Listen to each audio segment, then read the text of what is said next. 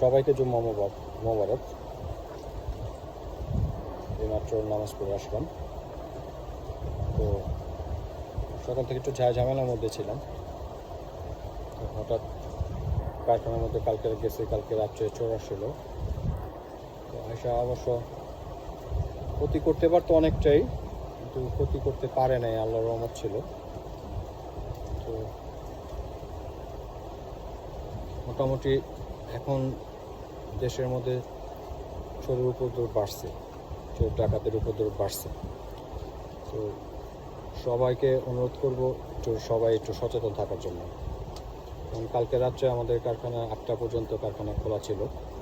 তো 10টা পর্যন্ত কর্মচারী ছিল কারখানা। এর পরবর্তীতে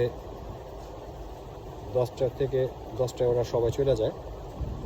তো 10টা থেকে 12টার মাঝে কারখানা কেউ ছিল না। এর মাঝে তো অজ্ঞাতনামা চোর আইসা কারখানায় উপস্থিত হয়েছে। কারখানার ভিতরে ঢুকতে পারে নাই, কারণ লক করা ছিল।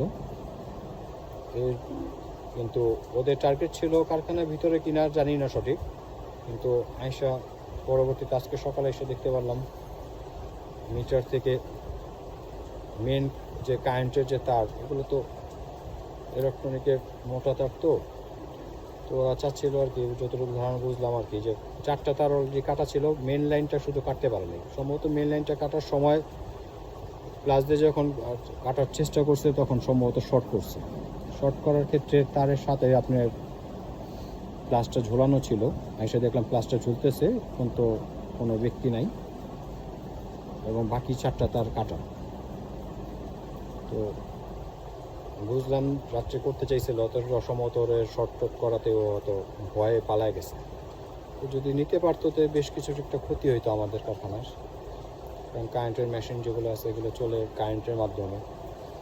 তো কারেন্ট যদি নাই তাহলে দেখা গেছে একটা ঝামেলা পোয়াতে, তো বিশাল একটা ঝামেলা হতো।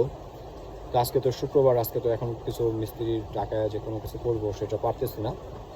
তো আমি চেষ্টা করবো এটা আগামীকাল পল্লী বিদ্যুৎ, এখানে তো আপনার পল্লী বিদ্যুৎ না, ডেস্টার আন্ডারে তো ডেস্কো, ওদের অফিসে ইনফরমেট করতে হবে।